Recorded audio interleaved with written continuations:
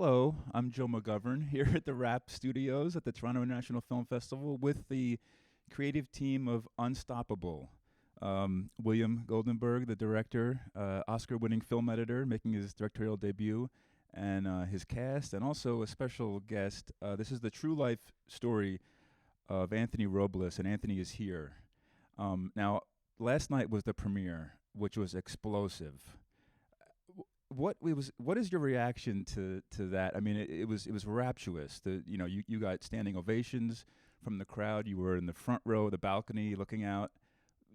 Sum up, if you can, what that experience was like last night. I just remember that moment when the lights came up and the audience stood up, and it just like immediately hit me. I just started crying, and just to see everything come together so beautifully and have my story told in such a way that I can be proud of, it was a blessing to me, and it made this whole process and the long journey. It made it all worth the wait. So I'm just grateful. You must have over the years been anxious about your story being told, not in the right way, not in the right hands. Uh, Tell us about when you and William first chatted, probably a few years ago, I I guess. think it was almost 7 years ago. Seven years ago, and did was some confidence instilled within you back then? There definitely was, but initially I was nervous, and I think I'm naturally kind of more reserved, and especially with something so personal as my story, with the intricacies of it.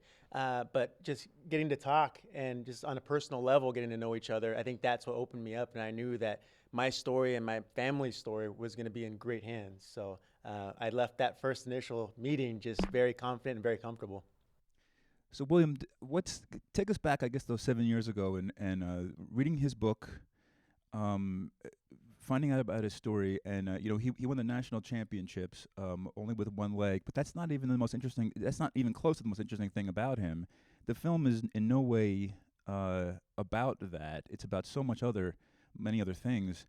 Is that what appealed to you? Partly was just how many multitudes were in this story.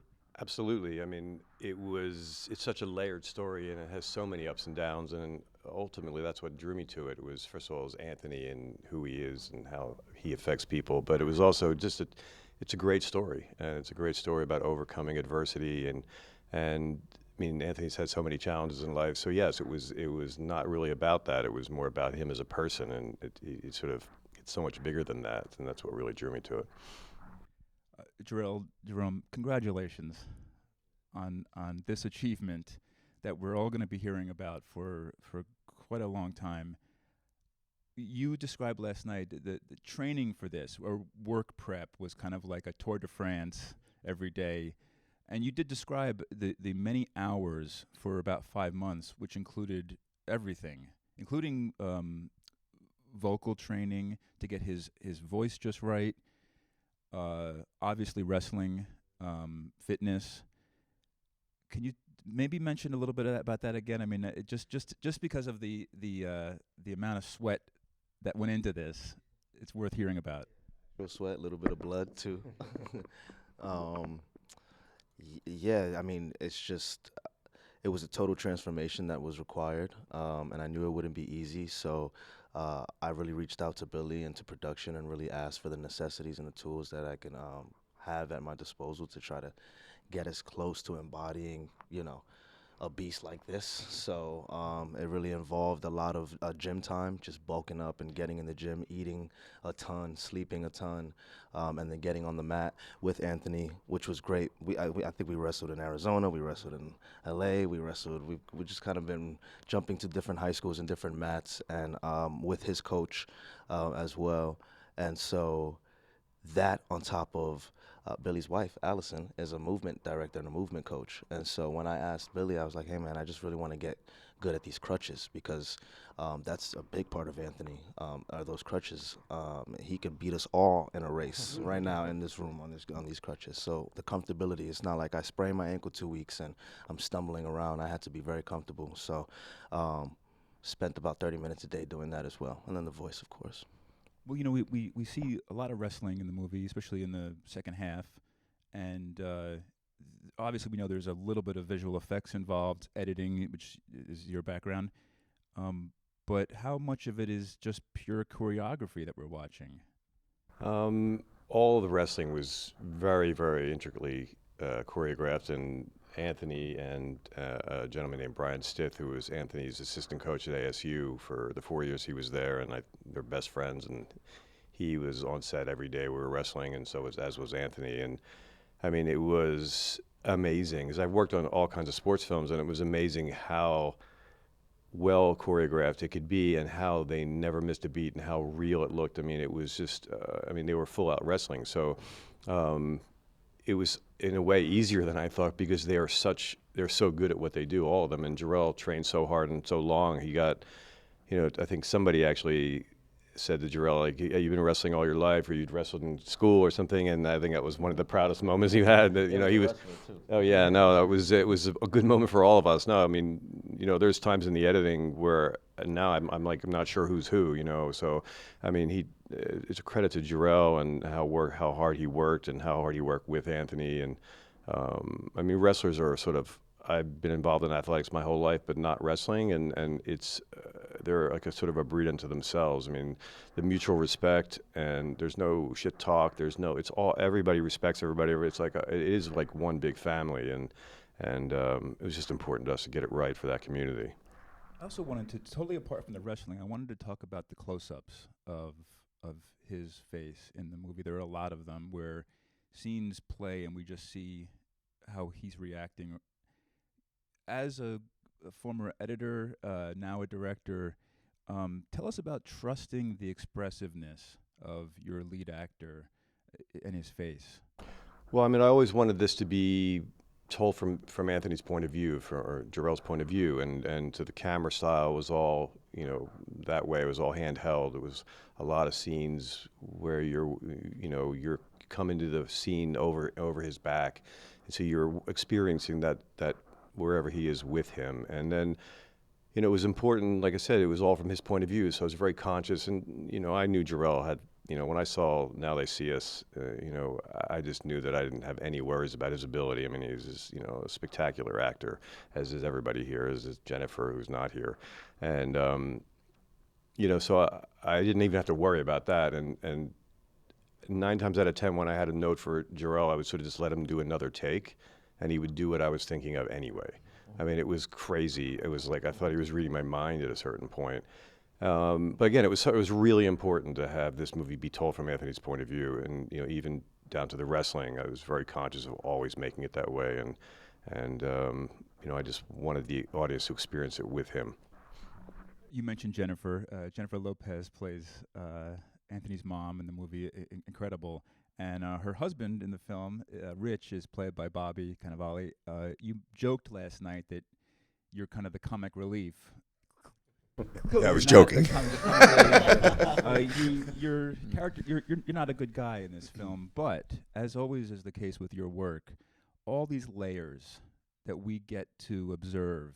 There's even a moment. There's a pivotal flashback scene in which you're very cruel to the young Anthony, but then you also sort of, your character says, I never had anything growing up.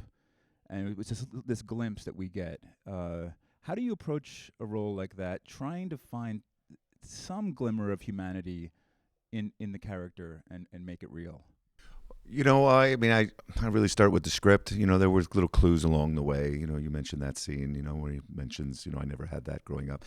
Look, the guy's first line in the whole movie is, anyone going to say hi to me? So, I think that's like his mantra in life. I think he doesn't feel seen at all, to borrow a term that's very popular these days. But I do think that guy is the ultimate embodiment of that. I think the guy feels like he works hard. He's got a shitty job. He, the things he must see in a jail all day long are probably make him feel insecure about where his children are going to go. He's got a lot of kids, so I just approach it from his own from the character's perspective. For me, it wasn't so much that I'm playing a bad guy, so much as I'm playing a guy who's conflicted a lot of the time. He loves his children, but he loves them in his own way, and I think he thinks that he's helping to drive Anthony forward, even though his methods aren't, they're not the most, you know, he's not charming in that way, you know, but clearly he's got a relationship with his wife, with Jennifer, that works for them when it works, and when it doesn't, it doesn't. But, you know, I think Billy was really smart in showing this guy, you know, when he wasn't in front of his family and when he was with his family. You know, there's some really like nice scenes with the kids, you know.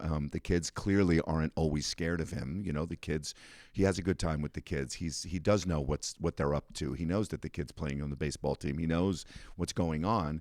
He's just a flawed individual. And so I try not to judge these characters. I just try to play them. You know? Yeah, and it also seems that even though there's domestic squabble going on, he seems like he had a lot of fun with the kids, with Jennifer, just in that environment, filming those scenes. Totally. Again, it's a testament to Billy, you know, the way he scheduled it. You know, we shot all those scenes in sequence. We shot them over two weeks and change in order. We were really in that bubble in that house, and we really, you know, we worked hard well, it wasn't that hard work, really. I mean, those kids are really lovely kids, and, you know, they're really well cast, and we had a lot of fun, and we enjoyed being there, and it was almost like the tension in the room sort of snuck up on us in a way. The way it happens, I think, in a real family like that. I grew up like that, you know, sort of like wondering, you know, what was going to go on, and from moment to moment. And I think that's like the reality of like working people, you know, who don't know if they're going to make the mortgage, if they're going to make the rent, if they're going to have enough money for food. I think that's the situation that this family is in, and those are the circumstances, and we were pretty honest to them. We got to finish up in a minute, but I want to talk to Coach Don Cheadle, plays Anthony's coach. Incredible performance. Talking about last night, this premiering here, you know, the reception it got, and I was reminded, it was 20 years ago this week that a movie called Hotel Rwanda premiered here in Toronto and went on to just change so many hearts and minds. It's still talked about, still watched. Do you want to maybe just finish us up by talking about the power of an audience at a film festival, seeing a movie and just really propelling it into the world? Well, I think what I was most heartened about last night was that Anthony and Judy got to experience that, and Anthony's family got to experience that, because, you know, 7 years is a long time in the making, and, you know, you would hate to see at the end of 7 years it all just be a debacle. So, you know, I was really glad that, you know, he got his flowers, and that, you know, we were able to stay committed to the story and really take the care that was taken to tell something that's just so inspirational. And I only had cursory knowledge about the story. I had seen Anthony's match years ago, and was blown away by it and blown away by him. So I just felt really privileged to be a part of this, and hopefully that energy that you're talking about, that feeling that the audience had, will, you know, replicate, and many more people will feel that way about it, because it's truly a special story, and, you know, Anthony deserves it. Anthony, I mean, just once again, thank you for sharing your life with us. Thank you to your mom, who's at the festival. I got to be there last night. She actually even introduced you on stage. What was that moment like? Because her voice even cracked, you know, when she introduced you on stage, and we were all crying in the audience. Yeah, I just remember standing right there backstage with my mom before she went out, and, you know, we were just looking at each other like, how did we get here? But I think that's just a testament, just how life is sometimes. You know, sometimes you're going to feel like the pieces are broken and you're constantly putting them back together. But that word unstoppable, to me, it's about just having the courage just to keep doing it, right? Every single time, get back up, put those pieces back together, because you never know just how close you are to the finish line, just how close you are to reaching that light at the end of the tunnel. And we're just blessed, you know, to have reached that light and to be able to celebrate with these amazing people to tell our story. Congratulations, guys. Best of luck for the rest of the festival, the rest of the year. It's a thrill to have you here. Thank you. Thank you. Thank you very much.